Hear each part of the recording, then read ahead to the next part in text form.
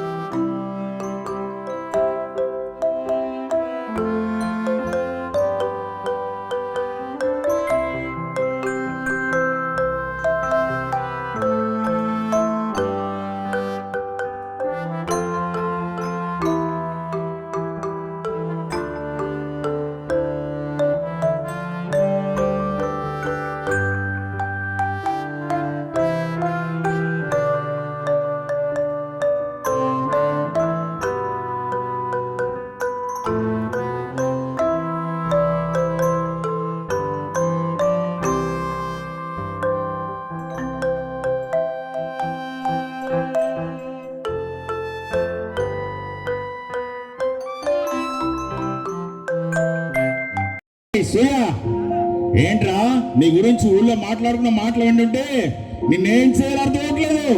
నేనేం చేశాను నాన్న? ఏం చేసావంటావండి? బాధ్యత లేకుండా తిరుగుతున్నావు.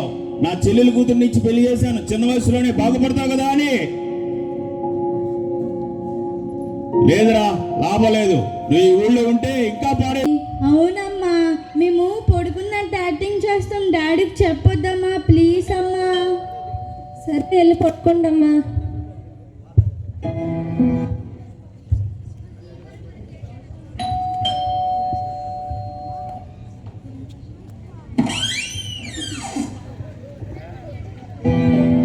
మనీ మనీ ఏం చేస్తున్నా? మొగనే ఎలా పెట్టుకున్నా? నిన్న తాగలేదులే, మరి తక్కువే తాగాను. ఏంటండి? అద్భుతంగా బాగు చేస్తాడు. మరి ఆ యేసయ్యకి ప్రార్థన చేద్దామా?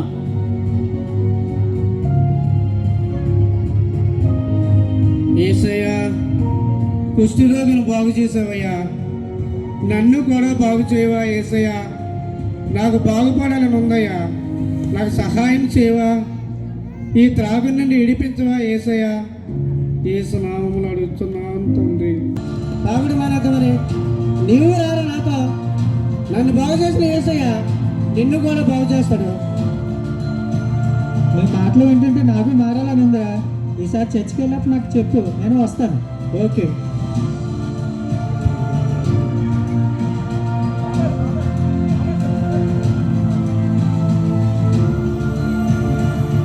ప్రియులరా, ఇది ఒక కథ, ఒక నాటిక మాత్రం కాదు. ఇది నిజంగా ఆ కుటుంబంలో జరిగినటువంటి నిజమైన సంఘటన. 13 సంవత్సరాలు వాక్యములో మనం చూసినట్లయితే గనక ఇదేంటి ఎలా పోతాను? ఏమో మళ్ళీ వెళ్దాం పదా. వచ్చి బాబోయ్, ఇదేదో మన స్మూట్ కానట్టు ఉంది కానీ ఇంకో ఆపేసి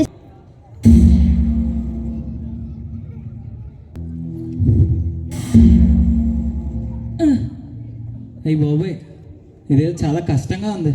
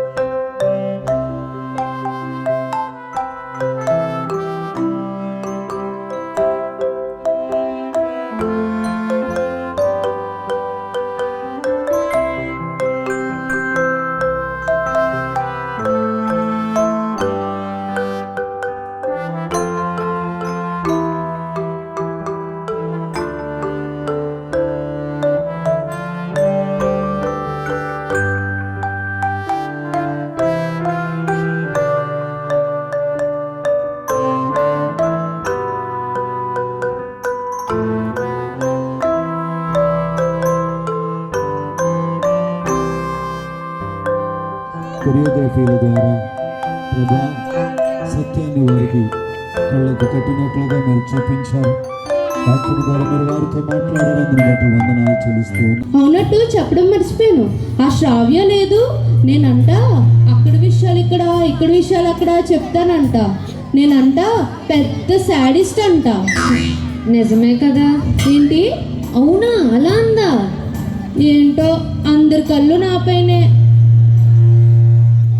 అవును, మన శ్రావ్యాన్ని పిలిస్తే బాగుంటుంది కదా. అవునులే, కానీ ఇప్పుడు దాని గురించి ఎందుకులే. దేవుడని వాడు ఉన్నాడా? చాలా మంచి. అమ్మా నొప్పి డాక్టర్, కడుపు నొప్పి డాక్టర్. బాబు ఈ పేషెంట్లు తినేస్తున్నారు. నెక్స్ట్.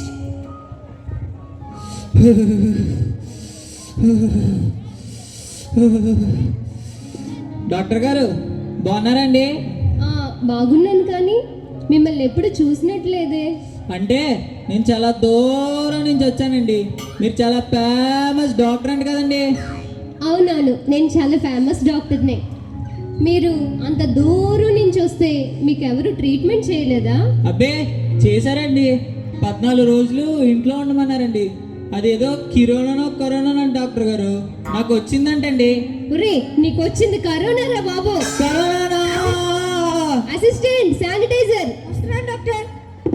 అది కూడా నన్ను రక్షించట్లేదు. డబ్బు ఉన్న సంతోషం కూడా నేను అనుభవించలేకపోతున్నాను. ఇప్పుడు నేనేం చేయాలి?